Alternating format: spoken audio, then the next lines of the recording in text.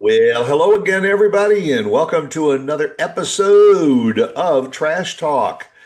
Hey, Oh, Brandon's here. I'm here. We got our coffee. We're ready to go. Show him the cup. look at that. Cool cup. You guess what season it is, folks?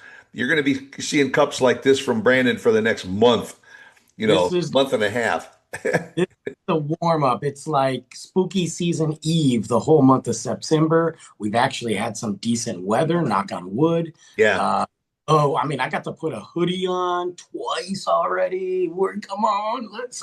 I saw you posted a video of you and Luke going to the Halloween store. There's a really cool Halloween store in the area here, and pretty cool. We're ready. We're ready. But we'll get into that. We'll get Yeah, into that. yeah. We'll dedicate a whole show to that kind of stuff. But Yeah, uh, I I force Stuart every year to do a Halloween episode. He can't get away from. well, you can see by the background for me that we're talking about road repairs or so-called, which has been going on in North Texas, it seems like for the last 3 years or more. Yeah, and I mean, some of that is to be expected because of the growth of the area. Like, you know what I mean? Like you can only plan so far ahead. Like, 50 years ago they didn't think certain places were going to pop off.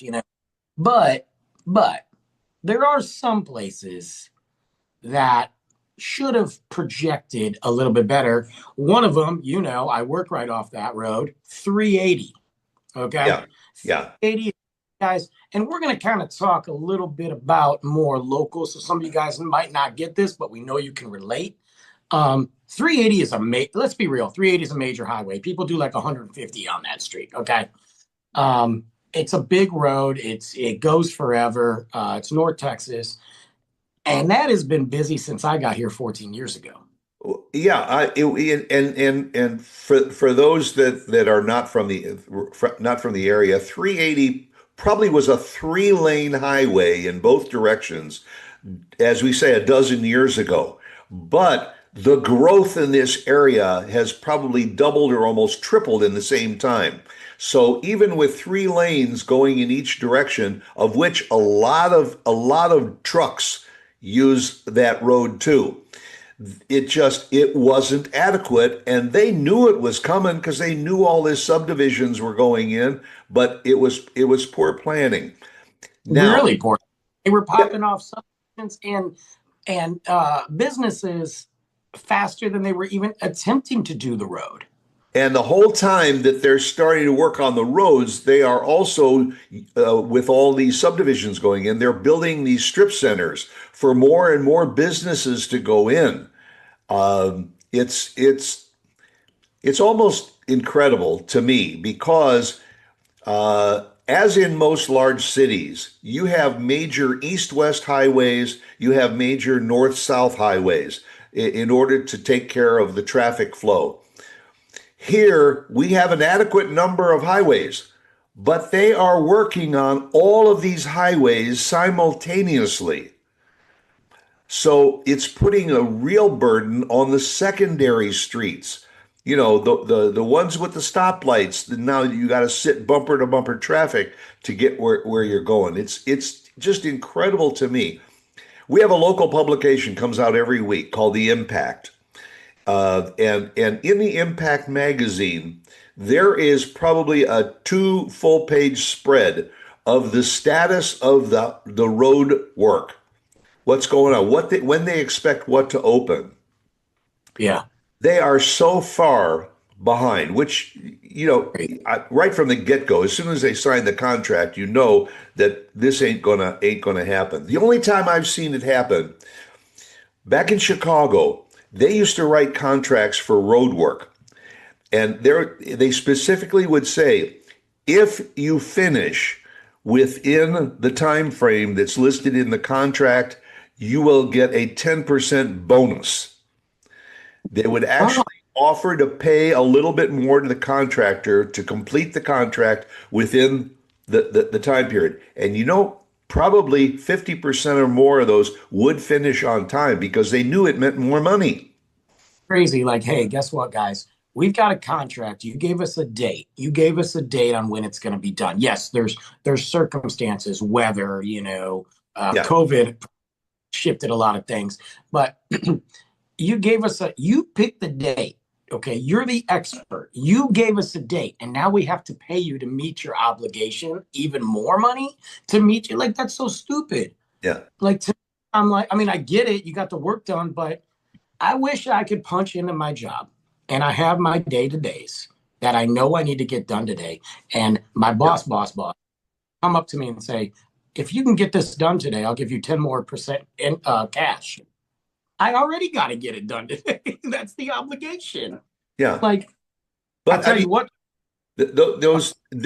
very often when you have projects, a building project, they are starting to write in things. Not granted, the city is building into their side of the contract the amount of money if they do finish on time, knowing that if they don't finish on time, the city is actually saving the money. And all it's extra money for them. But my big problem is the fact that they will work on 5 miles of road at the same time when they can only go a half a mile or so at a time. But they put the cones out there, and for 5 miles you have to narrow the traffic down to a couple of lanes, and you don't see any workers in maybe a half or 1 mile of that 5 miles. well, they got to justify their pay. They got to justify why they're there. So they got to show this is all for show. Look, Yeah. I've got two. I'm going to get to the small one right now before I dive into the city of Frisco, Hmm. which launch in on those guys. Um, right here where I live, they announced starting in June they were working on a giant stretch of El Dorado.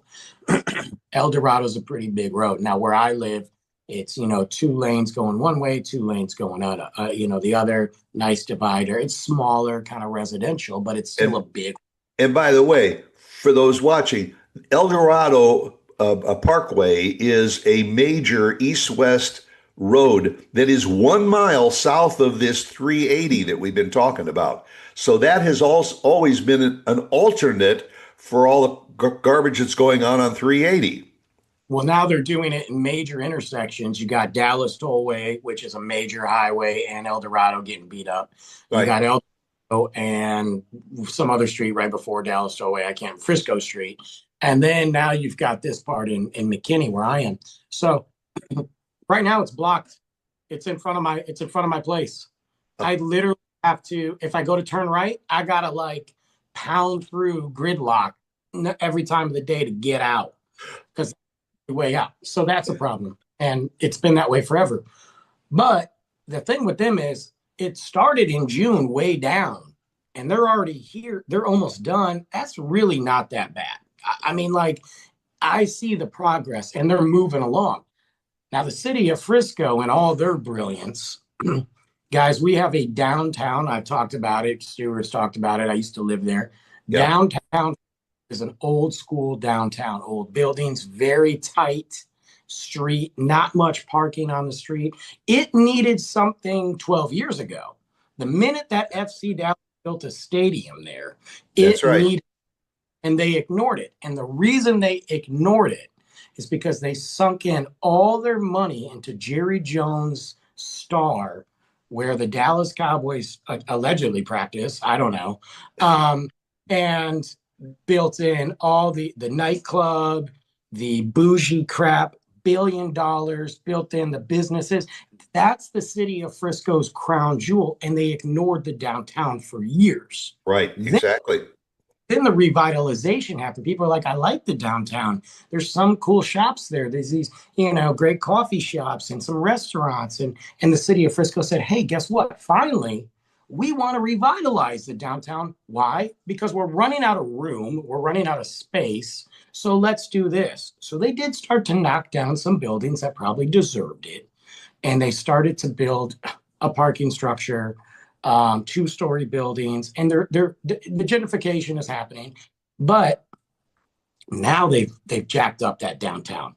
It's been 400 and I think 53 days, if I'm not mistaken, that they've been working on the downtown. Yeah. And we've lost four, I think four businesses have shut down because the Oh, traffic. more than that. There is one of the oldest established businesses, the School of Rock, just announced that they're relocating.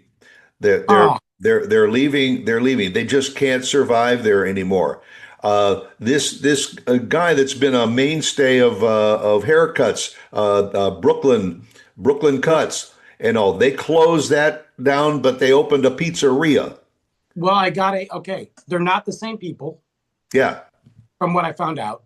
I don't know yeah. how I don't know how Brooklyn's Pizzeria is going to make it there because they ain't done with that construction. But Brooklyn's, the haircut place, got a new spot. So he's not done yet. He just moved. But my point, but to your point, Yeah. um, look at Randy's Steakhouse. He just posted online. He don't know if he's going to make it. Yeah, yeah, because they're working on his side of the street now, and there is almost virtually no way to get into his parking lot. And So here's the thing. he's been a staple. You know what happened was they renamed for they did things, cart before the horse.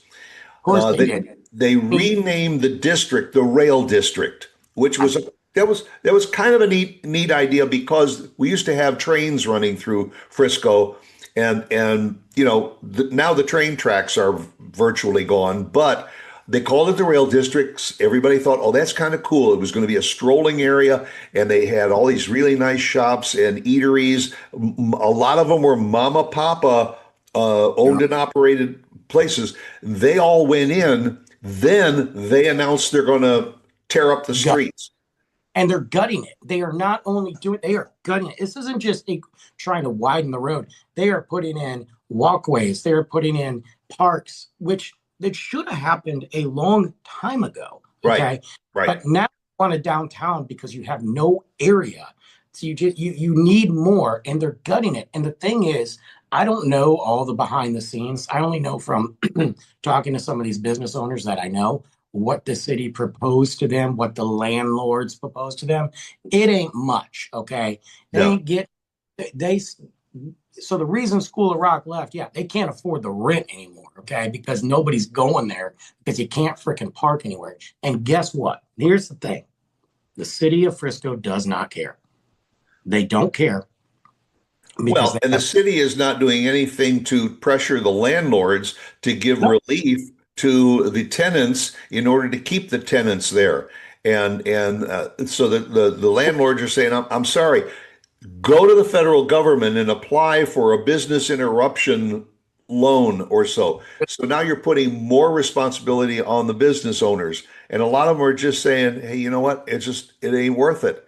And I they think that want within, we're gonna probably see more, especially some of those really nice cafes, I think are going to give up.